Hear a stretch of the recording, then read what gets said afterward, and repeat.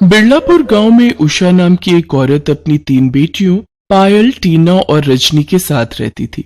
उषा का पति मजदूरी का काम किया करता था, लेकिन एक रोज काम पर हार्ट अटैक पड़ने से उसकी मौत हो गई। अपने पति की मौत के बाद घर की और अपनी 3 बेटियों की जिम्मेदारी अकेली उषा के कंधों पर आ गई। हे ऊपर वाले, ये अन्याय क्यों किया तूने मेरे साथ? अब ये जिम्मेदारी मैं अकेले कैसे पूरी करूंगी?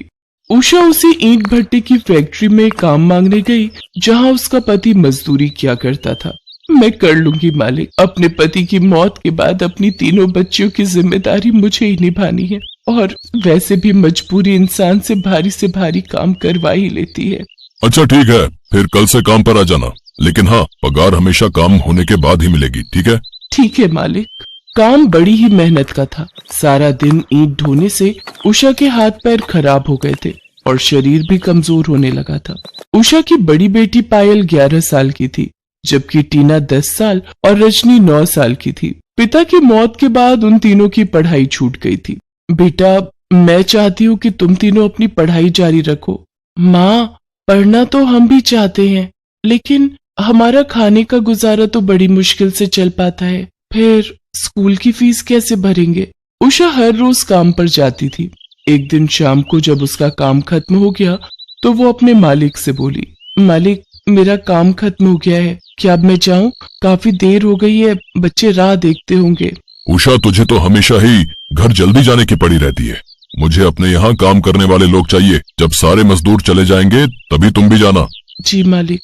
मालिक उषा पर बुरी नजर रखता था। उस पर बेवजह चिल्लाकर हमेशा उसका अपमान करता था और समय पर पैसे भी नहीं देता था। मालिक, काम खत्म हो गया, अब आज के पैसे दे दीजिए। पैसे खत्म हो गए? कल ले लेना। एक दिन उषा की तबीयत बिल्कुल ठीक नहीं थी और उस दिन उसकी काम पर जाने की हालत नहीं थी, लेकिन ये सोचकर कि काम पर नहीं गई तो आज की मजदूरी भी नहीं मिलेगी और फिर चूल्हा कैसे जलेगा, ये सोचकर उषा उठी और नहा धोकर काम पर निकल गई। लेकिन उस दिन तबीयत खराब होने के कारण और तेज धूप में काम करने से उसे चक्कर आ जाता है और सारी ईंटें उसके पैर पर जा गिरती हैं। उसके पैर से काफी खून बहने लगता है। उसकी चीख सुनकर वहां बाकी सब मजदूर आ जाते हैं। अरे, इससे तो चोट लग गई है भैया। अरे, इसके पैर से तो काफी खून आ रहा भैया। मेरी सारी ईंटें बर्बाद कर दी तूने। मैंने तुझे कहा था ना, ये तेरे बस की बात नहीं है। मुझे माफ कर दो मालिक, आज तबीयत खराब है इसीलिए चक्कर आ गया था और सारी ईंटें गिर गई। मुझे माफ कर दीजिए मालिक। चल अब निकल तू यहाँ से। मालिक, कुछ पैसे दे दीजिए, अपना इलाज करवा लूंगी और बच्चों को खाना खिला दूंगी। अगर पैसे चाहिए तो आज रात मेरे घर आ जाना और घर आकर पैसे ले लेना रानी। उषा मालिक का इशारा समझ गई और बिना पैसे लिए वहां से चली गई। उषा जब घर आ रही थी तो उसे उसके पति के दोस्त रमेश ने देख लिया और कहने लगा, अरे भाभी, ये आपके पैर में चोट कैसे लग गई? क्या बताऊं भैया, काम करते हुए मेरे पैरों में ईंट गिर गई और चोट लग गई, साथ ही मालिक ने काम से भी निकाल दिया। लेकिन भाभी, आपके पैरों से तो बहुत खून निकल रहा है। आप मेरे साथ हॉस्पिटल चलो, मैं आपका इलाज करवा दूंगा। अरे नहीं भैया, मेरे पास हॉस्पिटल जाने के लिए पैसे नहीं है, ये चोट तो खुद ही ठीक हो जाएगी। ये आप कैसी बातें कर रही हैं भाभी? ये अपने आप भला कैसे ठीक होगी? और हाँ, पैसों की चिंता आप मत करो, आप चलो मेरे साथ, मैं आपके इलाज के पैसे दे दूंगा। रमेश उषा को हॉस्पिटल ले जाता है और उसका इलाज करवाता है। साथ ही दवाइयां दिलवाकर उषा घर पहुंचती है तो उसकी 3 बेटियां पैरों में बंधी पट्टी देखकर उससे पूछती हैं, माँ, ये आपको क्या हुआ? आपके पैरों में चोट कैसे लग गई? कुछ नहीं बेटी, ठीक हो जाएगा, तुम परेशान मत हो। उषा काम नहीं मिलने के कारण परेशान रहने लगी। उषा की बड़ी बेटी पायल बहुत समझदार थी। वो समझ गई थी कि माँ को दिन रात घर खर्च की चिंता लगी रहती है। उसने उषा को समझाते हुए कहा, आप चिंता मत करो माँ, भगवान हमारी मदद जरूर करेंगे और एक दिन सब ठीक हो जाएगा। इसके बाद पायल उसी स्कूल में पढ़ने के लिए जाती है जहां वो पहले जाती थी। स्कूल में जाकर वो प्रिंसिपल मैडम से मिली और खुद के लिए काम मांगने लगी।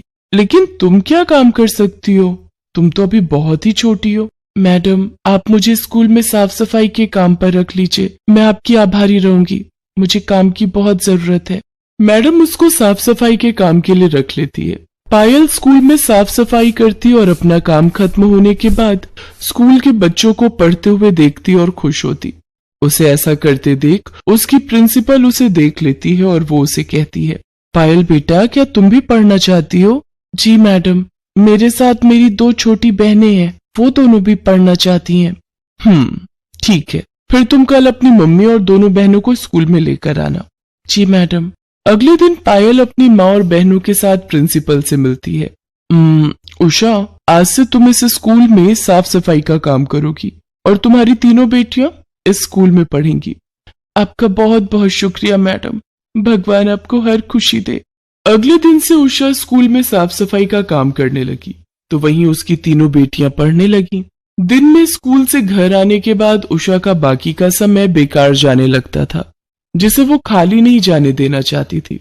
इसलिए वो प्रिंसिपल से बात करती है और कहती है, मैडम, मैं स्कूल का काम खत्म होने के बाद हॉस्टल की साफ सफाई भी कर दिया करूंगी। आप बदले में मुझे कुछ और पैसे दे दीजिएगा। तुम चाहो तो हॉस्टल की साफ सफाई भी कर सकती हो, लेकिन इसके बदले तुम्हें पैसे नहीं मिलेंगे। मैं कुछ समझी नहीं मैडम। उषा, तुम्हारी तीनों बेटियां पढ़ने में बहुत होशियार हैं, इसलिए मैं इनको अलग से ट्यूशन दे दिया करूंगी, जिससे ये बड़ी होकर पढ़ लिख कर अफसर बन जाएंगी। साथ ही इनके स्कूल की फीस भी माफ हो जाएगी। शुक्रिया मैडम। उषा की बड़ी बेटी अब समझदार और अक्लमंद हो गई थी। एक दिन वो अपनी माँ से कहती है, माँ, मैं अपने स्कूल के और मोहल्ले के छोटे बच्चों को ट्यूशन पढ़ाऊंगी और घर खर्च चलाने में तुम्हारा साथ दूंगी। वाह मेरी बच्ची, तुम तो बहुत समझदार हो गई हो। धीरे धीरे उषा की दोनों छोटी बेटियां भी बड़ी हो गईं और उन्होंने भी छोटे बच्चों को ट्यूशन पढ़ाना शुरू कर दिया। साथ ही अपनी पढ़ाई पर भी ध्यान देती और कुछ सालों बाद उन्होंने अच्छे नंबरों से स्कूल की पढ़ाई खत्म की और कॉलेज में एडमिशन ले लिया। उनकी होशियारी को देखते हुए कॉलेज ने उन्हें स्कॉलरशिप दे दी, जिससे उन्होंने अपनी पढ़ाई जारी रखी। मैं आईपीएस बनना चाहती हूँ माँ, आगे और पढ़ना चाहती हूँ। हाँ मेरी बच्ची, तू खूब पढ़ाई कर, हम सभी तेरे साथ हैं। उषा की तीनों बेटियों ने दिन रात मेहनत की और प्रतियोगिता परीक्षा में हिस्सा लिया, जहां वो तीनों ही अपनी अपनी परीक्षाओं में प्रथम आई। पायल एक आईपीएस अफसर, मंझली बेटी टीना डॉक्टर और सबसे छोटी बेटी रजनी इंजीनियर बन गई। हमें आशीर्वाद दो माँ, आज तुम्हारी मेहनत की वजह से ही हम इस मुकाम तक पहुंची हैं। हमारी कामयाबी का सारा श्रेय तुम्हें जाता है माँ। अब तो हम सब एक बड़े से बंगले में रहेंगे। पायल दीदी को जो सरकार की तरफ से मिला है, मैं कितनी खुशनसीब हूँ कि मुझे तुम जैसी बेटियां मिली। नहीं माँ, हम तीनों खुशनसीब हैं जो आप हमारी माँ हैं। इसके बाद वो सभी खुशी खुशी अपनी जिंदगी काटने लगी।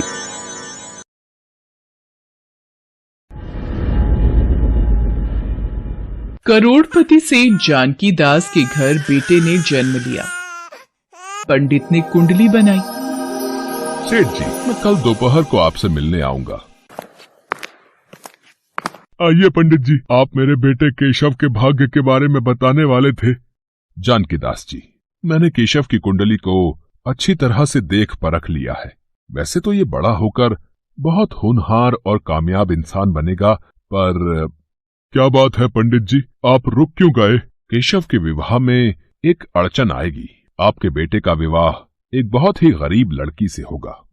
ये आप क्या कह रहे हैं पंडित जी? हमें किसी भी चीज की कोई कमी नहीं। करोड़ों की जायदाद का मालिक होगा मेरा बेटा, फिर वो भला किसी गरीब लड़की से कैसे शादी कर सकता है? जानकी दास जी, ये सब नसीब का खेल है, जिसे ना आप बदल सकते हो और ना ही मैं।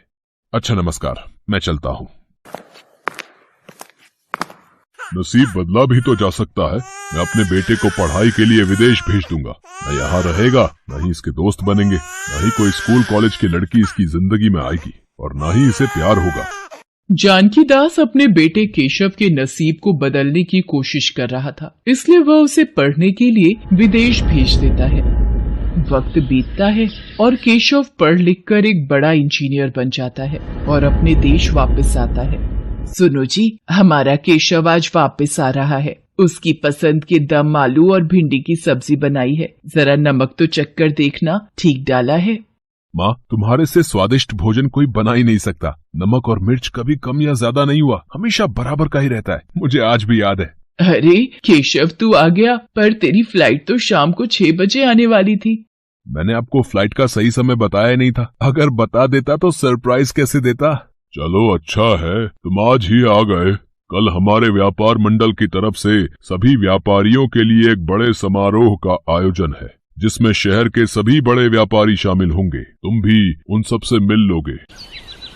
अगले दिन केशव अपने पिता जानकी दास के साथ व्यापार मंडल के समारोह में शामिल होता है। वहाँ पर एक अनाथ आश्रम की लड़कियों की तरफ से नृत्य कार्यक्रम का भी आयोजन था। ये लड़की कितना सुंदर डांस कर रही है और देखने में भी कितनी सुंदर है। तो जोरदार तालियां हो जाएं स्वाति और उसकी सह कलाकारों के लिए। अच्छा, स्वाति नाम है इस लड़की का।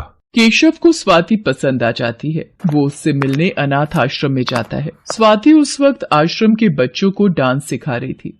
आपको उस दिन प्रोग्राम में देखा था, आप बहुत अच्छा डांस करती हैं। धन्यवाद। मुझे बचपन से ही डांस का शौक है। आप चाय वगैरह कुछ लेंगे? आप चाय बहुत अच्छी बनाती हैं। और फिर केशव किसी न किसी बहाने रोजाना अनाथ आश्रम में आने लगा। धीरे धीरे केशव और स्वाति में नजदीकियां बढ़ने लगी। केशव को स्वाति बहुत पसंद थी और एक दिन, स्वाति मैं जानता हूँ मेरे पापा मेरी शादी तुमसे कभी नहीं होने देंगे, इसीलिए मैं आज ही मंदिर में तुमसे शादी करना चाहता हूँ ताकि हमें कोई अलग ना कर सके। केशव और स्वाति मंदिर में शादी कर लेते हैं। शादी के बाद केशव स्वाति को घर लेकर जाता है। केशव और स्वाति को शादी के जोड़े में देखकर जानकी दास और सुमित्रा हैरान रह जाते हैं। केशव ये सब क्या है? तुमने ये शादी का जोड़ा क्यों पहन रखा है? और ये लड़की कौन है? पापा ये आपकी बहू है स्वाति। आपको याद है उस दिन जब हम एक समारोह में गए थे, वहाँ स्वाति ने डांस परफॉर्मेंस दी थी। उसी दिन मुझे स्वाति बहुत अच्छी लगी थी। मैं जानता था आप हम दोनों की शादी के लिए कभी राजी नहीं होंगे, इसलिए हम दोनों ने मंदिर में शादी कर ली है। तूने एक गरीब और अनाथ लड़की से शादी कर ली है? तुझे शर्म नहीं आई? हमारे खानदान की नाक कटवा दी। इतने करोड़पति खानदान का होकर तूने इस गरीब से शादी कर ली। मैं तुझे अपनी जायदाद से बेदखल करता हूँ। तू मेरा बेटा नहीं है, इस घर से निकल जा। आज के बाद मुझे अपना मुंह मत दिखाना।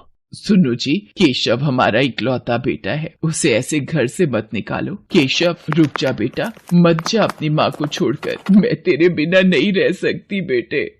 माँ मुझे मत रोको। स्वाति को इस घर में अगर पिताजी स्वीकार नहीं करेंगे तो मेरा भी यहाँ रुकने का कोई फायदा नहीं। मैंने स्वाति से शादी की है, मैं उसका साथ जीवन भर निभाऊंगा। केशव स्वाति को लेकर घर से चला जाता है। सुमित्रा फूट फूट कर रोने लगती है और जानकी दास गुस्से में अपने कमरे में चला जाता है। केशव और स्वाति रात के अंधेरे में सड़क पर इधर उधर घूमते रहते हैं। केशव, आज आपके दुख का कारण मैं हूँ, मुझे माफ कर दीजिए। तुम क्यों माफी मांग रही हो स्वाति? तुम्हें पत्नी रूप में पाने की इच्छा मेरी थी। मैं हमेशा तुम्हारा साथ निभाऊंगा। केशव के पास कुछ रुपए थे जिनसे वो एक छोटा सा कमरा किराए पर ले लेता है और नौकरी ढूंढना शुरू कर देता है। केशव को एक कंपनी में नौकरी मिल जाती है। वो खुशी खुशी घर की ओर आ रहा था कि तभी एक ट्रक उसे चोट मारता हुआ आगे चला जाता है। डॉक्टर, मेरे पति अब कैसे हैं? देखिए काफी खून बह गया है, हमें जल्दी ऑपरेशन करना होगा। आप 50 लाख रुपए का इंतजाम कर लीजिए, हमारे पास बहुत कम वक्त है। 50 लाख रुपए? ये भगवान, मैं कहाँ से लाऊं? पिताजी। हाँ। स्वाति दौड़ती हुई बुरी हालत में सेठ जानकी दास के पास जाती है और फूट फूट कर रोने लगती है। क्या हुआ स्वाति, तुम रो क्यों रही हो? और केशव कहाँ है? माँ केशव का एक्सीडेंट हो गया है। डॉक्टर ने कहा है उनकी जान खतरे में है। यदि 50 लाख रुपए का इंतजाम नहीं हुआ तो केशव का ऑपरेशन नहीं हो पाएगा। पिताजी, केशव को बचा लीजिए, बचा लीजिए।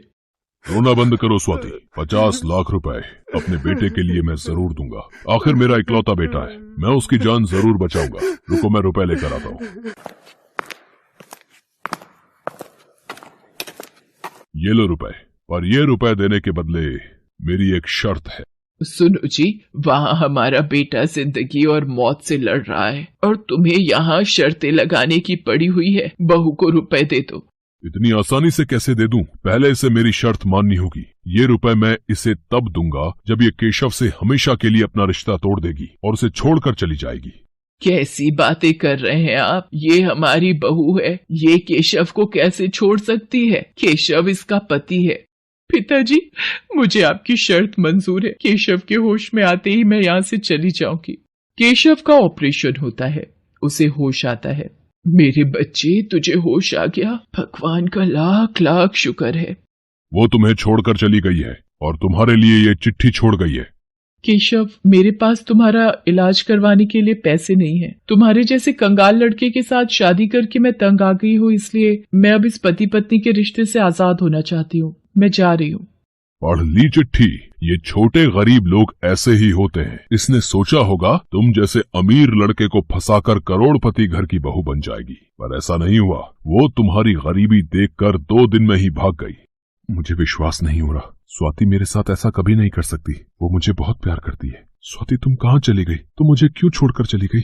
सुमित्रा को भी जानकी दास ने धमकी दे रखी थी कि अगर कोई भी सच्चाई अपने बेटे को बताएगी तो वो उसे भी घर से निकाल देगा और उससे अपना रिश्ता तोड़ देगा। केशव उदास रहने लगा था। उसका मन नहीं लगता था। वो हर समय स्वाति को याद करता था। एक दिन, सुमित्रा, मेरी लड़की वालों से बात हो गई है। केशव के लिए सेठ रोशन लाल की बेटी बहुत सही रहेगी। केशव अभी इस दर्द से उभर भी नहीं पाया है और आप उसकी शादी के बारे में सोच रहे हैं। माँ, मैं जरा काम से जा रहा हूँ, थोड़ी देर में आता हूँ। केशव बेटा, तुम पहचाना मुझे? और विदेश से कब लौटे? अब तो तुम पिता बनने वाले हो। मुझे इस बात की बड़ी खुशी है। मतलब स्वाति अनाथ आश्रम में है? हाँ, वो तो बता रही थी कि तुम बिजनेस के काम से विदेश गए हो, तो वो कुछ दिन बच्चों के पास आश्रम में ही रहेगी। महिला की बात को सुनकर केशव का दिमाग घूम जाता है और वो अनाथ आश्रम पहुंचता है। वहां जाकर उसे स्वाति से सारी सच्चाई पता चलती है, जिसे सुनकर वह बहुत दुखी होता है। स्वाति, तुमने मेरे लिए अपना जीवन दुखों में डाल दिया। मैं पापा को कभी माफ नहीं करूंगा। तुम अभी इसी वक्त मेरे साथ घर चलो। केशव स्वाति को लेकर घर आ जाता है। वाह पिताजी, आपने मेरी जिंदगी का सौदा किया, और वो भी मेरी पत्नी से, जो मेरे लिए अपनी जान भी दे सकती है। आज आपको अपना पिता कहते हुए मुझे शर्म आ रही है। मैं सिर्फ आपको यही बताने आया था कि आज के बाद आपका और मेरा कोई रिश्ता नहीं है।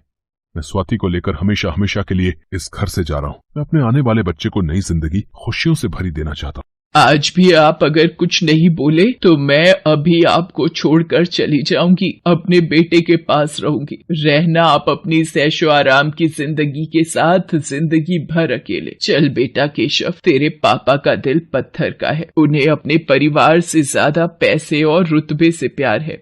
सुमित्रा केशव और स्वाति के साथ घर छोड़कर जाने लगती है। तभी जानकी दास की आंखों में आंसू आ जाते हैं। रुक जाओ सुमित्रा, जब केशव और तुम ही नहीं होगे तो मैं इस घर में क्या करूंगा? मुझे छोड़कर मत जाओ। मैं अपने किए पर बहुत शर्मिंदा हूँ। स्वाति बहू, मुझे माफ कर दो। पिताजी, आप यूं माफी मत मांगिए। मैंने आपकी किसी बात का बुरा नहीं माना। सेठ जानकी दास को अपने किए का पछतावा हो जाता है। केशव और स्वाति सेठ जानकी दास और सुमित्रा के पैर छूते हैं और आशीर्वाद लेते हैं।